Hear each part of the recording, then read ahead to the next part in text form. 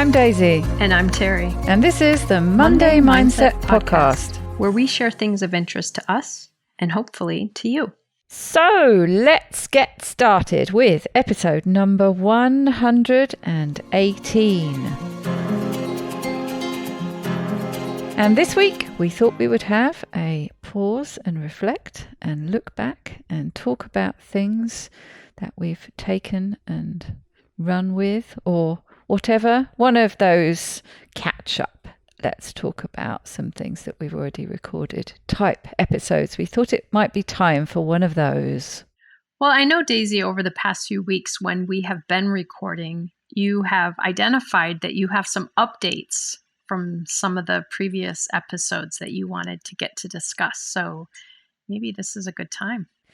I do. And I know we get feedback from people who've enjoyed episodes. Like we had quite a lot of feedback from your 2 memory strategies episode. People really enjoyed that. I know that I really enjoyed recording it. It was great fun. And I know people have been really enjoying that and finding them very helpful strategies.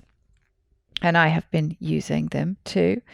And then we also get people reporting back that, you know, some of the tips we've shared, they've used them, they've applied them, and they found them very helpful in their lives with emotional things or whatever they've been struggling with. Maybe they've gone on to read the book. You were just telling me about somebody. We were having a quick run through with episodes we've recorded since finishing Brené Brown's book, and you were just telling me about somebody who'd said exactly that they'd loved it was a boundary setting episode. I think they'd really got a lot from that and gone off and read Terry Cole's book, and you know, so we love getting that kind of feedback. And we often think things sound interesting or they resonate with us, and that's why we pick them to share with each other. But sometimes I find that they, you know, yes, they resonate enough to share them with you, but they also sometimes have a real direct impact on my life. And that has certainly happened for me. There have been a couple of episodes where we've talked about, or you've talked about really, the importance of this space. And if you can remind me of the Viktor Frankl quote that you mentioned in an episode, I always laugh now whenever I can't remember something. Now that we've done episodes on memory strategies, and when I can't remember something, I can remember thinking of the feeling I've taken away from it. But I will rely on you for the quote itself. So the quote is, "Between stimulus and response, there is a space. In that space is our power to choose our response. In our response lies our growth and our freedom." I think it's so important, this space and what potentially can happen in it and what can't happen in it when it gets scrunched. And it was a real, sometimes I get lasting mental images with things, and I really took away a mental image with that. And I know for me, that's often the problem, that space gets crunched. That space, you know, thinking about never binge again. And I discovered I had that already, and I have listened to it, and a very worthwhile book to listen to. And that's certainly one of those places where that space gets crunched for me. You know, I've had those 2 parts of my brain that I feel are so closely connected that I don't have the power to stop myself going to the fridge and binging. And you talk about what he means by binging is basically just going off plan, the plan that you've decided. It's not necessarily what we might typically think of as binging, but going and binging on something and feeling like I don't have that control. I just couldn't stop myself going to the fridge and eating it, even though I've decided this is a fasting day or whatever it is. So I'm very aware of that. And so the importance of that space. So it was a really good reminder. And I really enjoyed listening to his book. I'd heard a lot of it from you, of course. As you mentioned, it's a book you talk about a lot. So I felt like I knew a lot of it already, but it was really good to listen to it. And as I think you highlighted, the sort of the conversations he has with his pig. And I liked the way he would talk about the things your pig would say to you. And I know, and he does talk about quite often, but certainly at the beginning, that if you don't like this image of the pig, well, that was just what he used. But I love the way he goes through and he'll say something that the pig might say to you. Sincerely, your pig. Sincerely, pig. It's sort of liked it. So every time he's sort of saying something, you're thinking, gosh, yes, that's something I've said to myself. And then there's this little pause.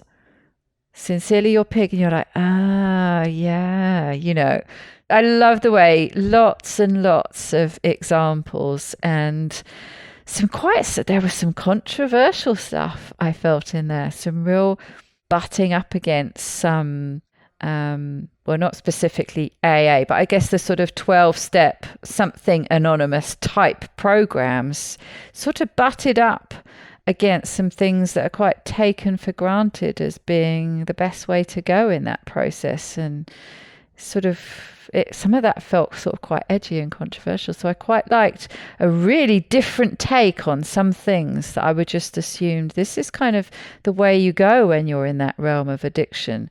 To have him turn some of them really on their head and get you to look at it a different way, I found fascinating. Mm-hmm.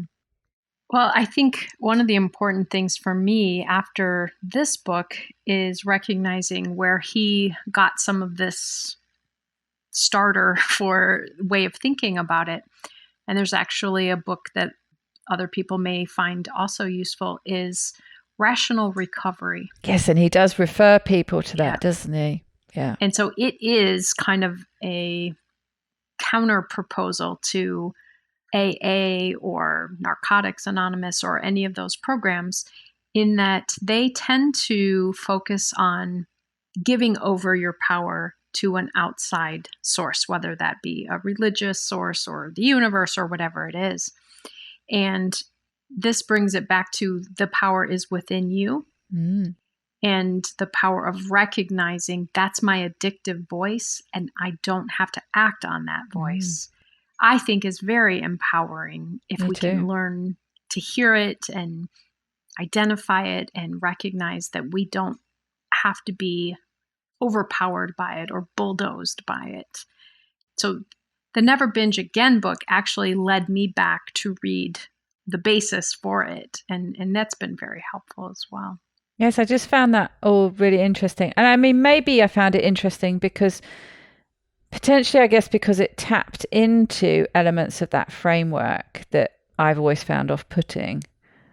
So maybe naturally I found it interesting because of that. But so yes, and as you say, it's very short. It was one of my days where I was endlessly scraping walls with my building work.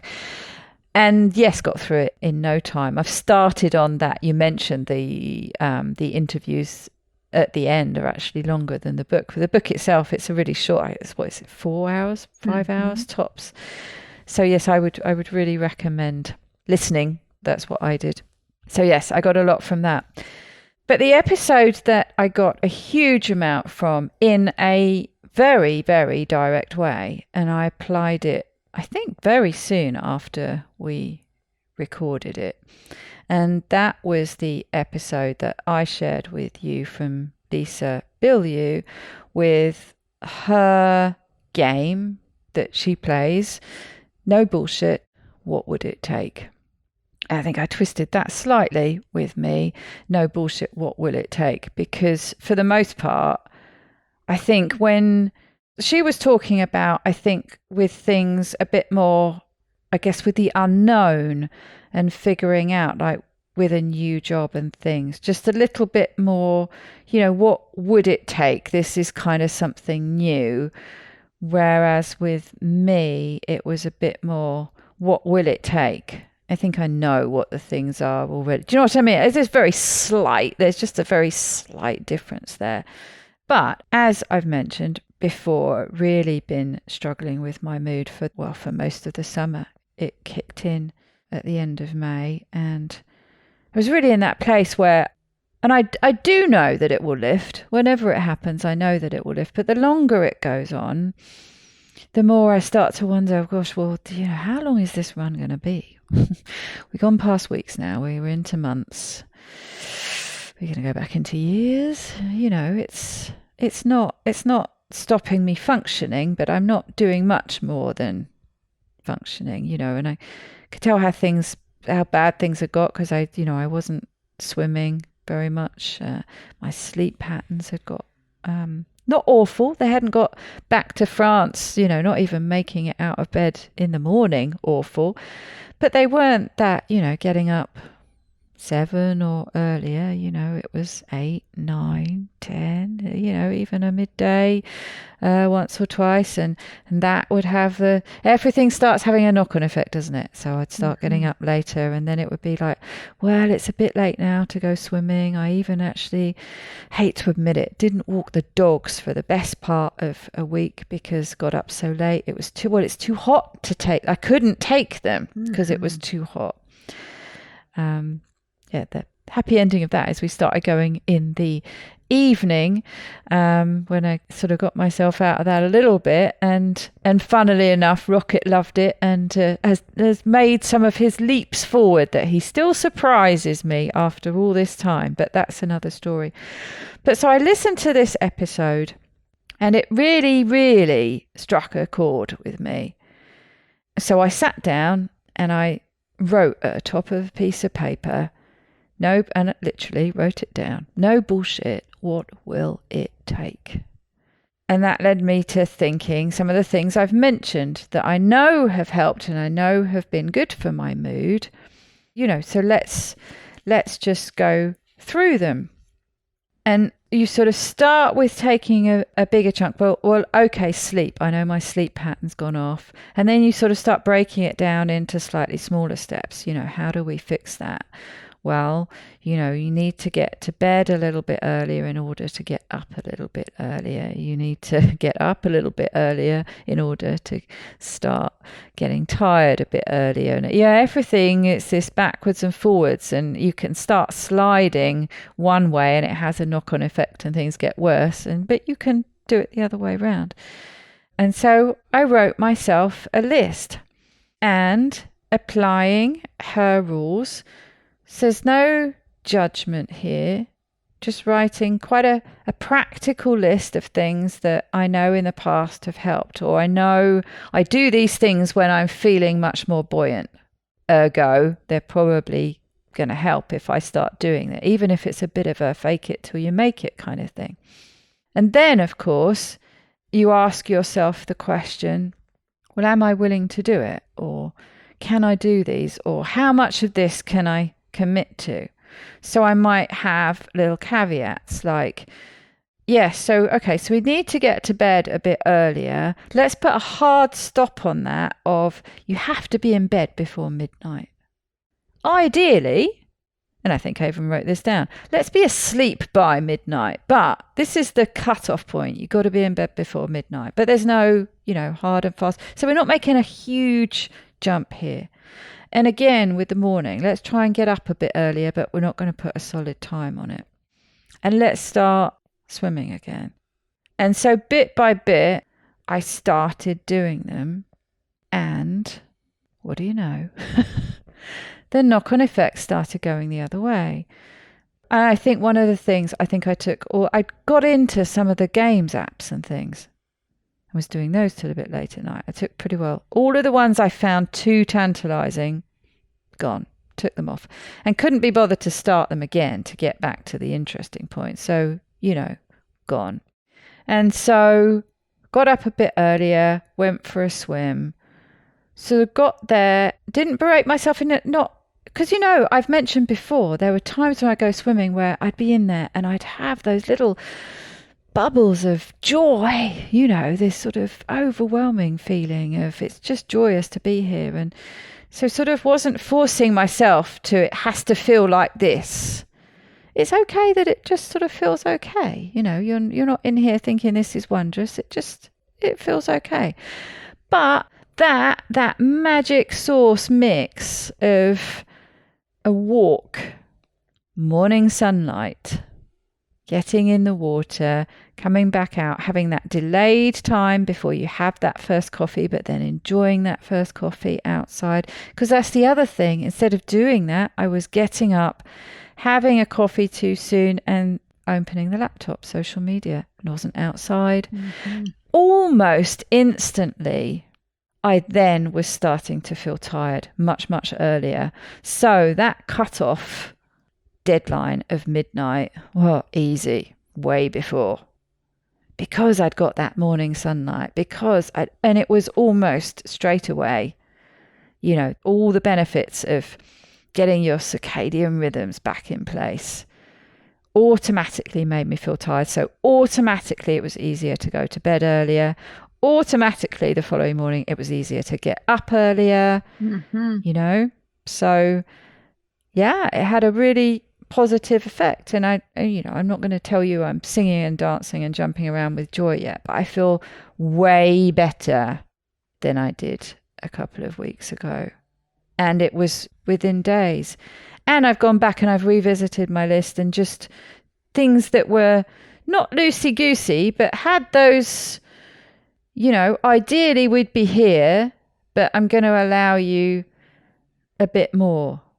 Coffee actually was one of them. I started having too many cups. And one of those was, right, no more than 3 caffeinated cups of coffee a day. You can, absolute max you can go over there is 1 extra.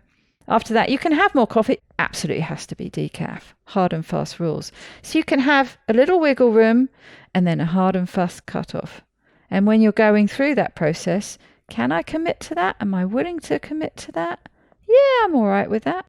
And we've spoken before, of course, you know how much I love Gretchen Rubin and the 4 tendencies. And, you know, very much I'm a rebel. So trying to impose a rule system on rebels, you have to have it. Actually, maybe that's why it resonated so much with me, because you have to play that game with yourself. What will it take? But are you prepared to do it? Are you prepared to commit to it? And if you can, if a rebel has taken that path and decided, yeah, that makes sense, I'll do that, they will stick to it. And you've got the buy-in. I think the other thing that you did in this, Daisy, that helped with that aspect of it is you didn't go for the hardest, most extreme approach to start, because I think you would have gotten sidetracked with it. You would have run up against resistance. And instead, you didn't make too many rules about certain things. Like you said, okay, let's be in bed by midnight. Even though that wasn't the end result that you wanted, it was a great starting place, because it in and of itself starts to make a huge difference. And so as you started with things that you could commit to, and that starts to build momentum, now you can rein them in a little bit more. You don't have to do it all at once.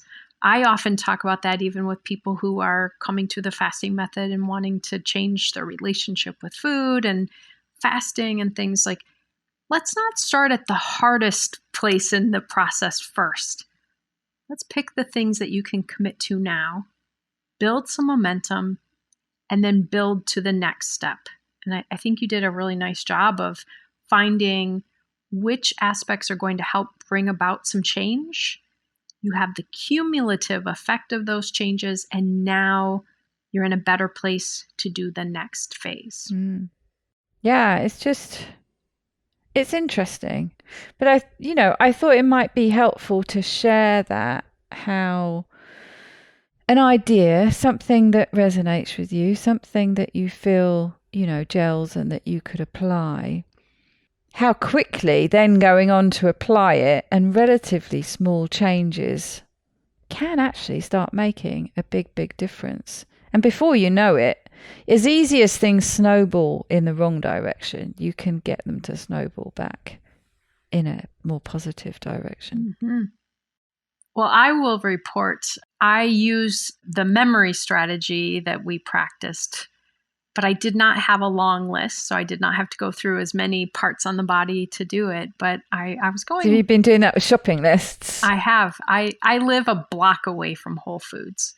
And so I will get out to the street and realize, oh, shoot, I didn't write down a list. Let me think here. What do I need? And I'll just start going through, okay, this item is on my head, and this item is in my eyes, and my nose, and my mouth, my ears.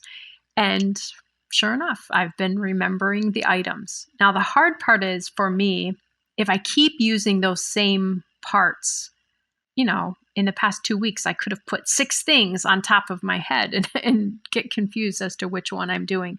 So I have found that sometimes it helps me not to start at the same place, that the next time I might start with a different Oh, that's interesting. Yeah. place marker. Yeah, I guess for me, shopping lists are quite easy because I pretty much always buy the same stuff anyway. Mm-hmm. And so I still keep the same body parts with the same things, which obviously makes it easier. Sure. Yeah. But if, one of the times I was going over, I was buying some things specific for a new recipe. So not things that I already had. That's a good challenge, yeah. So I really had to kind of change things up a little bit. So I'm curious, Daisy. Do you want to go through and see how many of the original list you remember? Yeah, and I'll actually not be so cocky this time and do it a bit more slowly. And I think I mentioned previously one of my issues was I sort of didn't count off the right number. And if I had have counted off, and I think I did try, it might have been when I was editing or when I was thinking about it. And I was thinking, yes, if I'd have counted them off, even if I'd missed them, and I'd have got to the end and it's like, oh, I've only got 9 and I should have had 11. I'd have then gone back over the body parts and remembered which ones I'd missed. So yes, I am going to fairly confidently say that I will remember all the items on the shopping list. I might not get the order right and I might get to the end and have to go back. Okay. But I believe it's 11 items. Yes. Yes. Okay. So let's start at the top with sausages in my brain. And then I've got cream coming out of my eyeballs. I know I have slightly different images too. I think you had hearts and cream. I have cream leaking out of my eyes. And then I think we decided we didn't have anything coming out of our nose, did we? We went straight to our ears with blueberries. And then there was something in my mouth. I think it was eggs. Or an egg, I suppose, would be the image. The one that I have a tendency to forget is throat and butter. And then where do we go? Then I will probably miss one at some point. Oh no, we've got the ground beef, the lemons, the bag of lemons around my tummy. And then this is where I quite often get the order wrong, but I don't think it matters. We got the chia seeds running through my fingers. And we've got my bottom smelling of vanilla. And then we have coffee at the knees and my toes squelching in yogurt. Bravo. All 11. Oh. Woohoo. Woohoo. Do you remember the story one? Let's see. How many was that? Was that another 11? 1, 2, 3, 4, 5, 6, 7, 8, 9, 10, 11, 12. 12. Right. Okay. Here we go. Okay. So there was a chair in a store that I'm sitting on, and a zebra goes past. And it throws a boomerang, which goes around a tree and lands on some grass. Mm-hmm. Or did it land in water? Oh, I think there might... Oh, no, I think grass was in your story. I think it went round the tree. Where did I get up to? Chair, store, zebra, boomerang, round a tree. I think it landed in water. And on the edge of the water was a waving cactus. And then I can't remember why we switched to an iceberg, but we did. Maybe the hot to the cold. And on the iceberg was somebody who was reading a book. book, and on the cover of that book was an advert for Jell-O. And I'm sure there was something to do with a boy with a, but the next thing is Halo, and then it all gets smashed apart by a skipping rope. You got all 12, Daisy. So that's amazing. Yeah, I nearly got tripped up by the grass, didn't I? Yep. Now, when you edit I think this, the grass was on your list. Very good. So I haven't kept your list of, I think it was 10 things, I don't think. I'm just skimming through my pieces of paper to see if I have it, to see if I can test you. But well, I guarantee you, I don't even remember the marker points for my story. So I'm positive I won't remember any of them. Can you remember the item at the end that you had to create? No, I've just looked through my pieces of paper and I don't have it. But I'm going to test you on this. Can you remember the last item that you couldn't remember because you hadn't created a clear enough image? But then in that moment, you said the way I would remember it is like this. But I'm not going to tell you like what. Can you remember what that item was? No. It was a rolling pin. Oh, do you remember? I think it was right at the end, and it was someone came along, I think, and hit the snake with a rolling pin, and it squished everywhere and looked like cheese. And it was like crowbar, couldn't remember, baseball bat. Rolling pin. Rolling pin. Which is something I don't have in my kitchen, so it's something I've wanted and needed, but don't have. So isn't it funny? And I'm sure there will be some people at home. I wonder if you managed to get that list at home. Dan and Erica, I'm talking to you. We should have put a warning up before we did that to get them to pause the recording and pause the episode and see if they could remember it. And I was just thinking, another one that I have used, haven't used it quite as much yet, is the picturing locations. So like going through your home and you picture an item or something that you need to remember. Maybe it's the name of a song or something, whatever, but it's related to a location in your home. And so I walk in my front door, right away is the island in my kitchen. So the first thing I connect to that, then my living room, then the hallway, then the bedroom. And so that one I have used for a couple of things that I needed to remember as well, and just tied them to a tangible image of walking into my apartment. It's interesting, isn't it? And you can pick the memory strategy that's going to fit best for what you've got to remember. Because I was imagining it as you were talking about that. It's going to work best for certain kind of things you can remember better than others, and the body parts will work better for some things rather than others. We've already discussed how that works quite well when you're shopping because you've got it with you, and it's just easier to kind of remember in a lot of ways. But I can imagine, yes, the sort of location of your apartment for certain things, because you can position them, you know, it can be sitting on the island, and maybe some people you've got to remember are sitting on the sofa, you know, it's you can see how you can pull the strategy to make it work depending on what it is that you've got to remember. It also reminds me of another thing about memory, is that the first time I ever heard of one of these being used was with Jim Kwik doing the groceries connected to parts of the body. And because that was my first introduction, that's what I think is naturally now associated with, you know, parts of the body, of which grocery list item goes in what part of my body.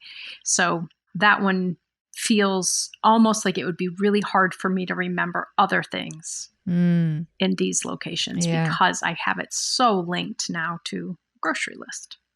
And it still blows my mind, the guy you mentioned learning the 10,000 digits of pi or whatever it was. I mean, that just, I simply cannot imagine doing that. It's incredible. Well, that'll be your test for next week. Yeah, no. Well, that's been fun. I hope it wasn't too me focused. I hope it was just a sort of practical illustration of sometimes how these things we share help us directly too. And my very big hope is that they're helping people at home in a similar way. I definitely feel like I benefit from everything we talk about because I swear the same week that we record, I then run into a situation in my work at the Fasting Method where that specific skill or that specific concept is really applicable. And so I can pull it out here and say, well, you won't get to hear this episode yet, but let me tell you what we talked about. So I definitely feel like it keeps me connecting with some concepts and some ways of explaining things that can be useful to people in other areas of their lives as well. So it's always helpful to me, the things that you and I talk about. Fantastic. Okay, well, until next time, hope you have a very wonderful week. You too, Daisy. Take good care, everybody.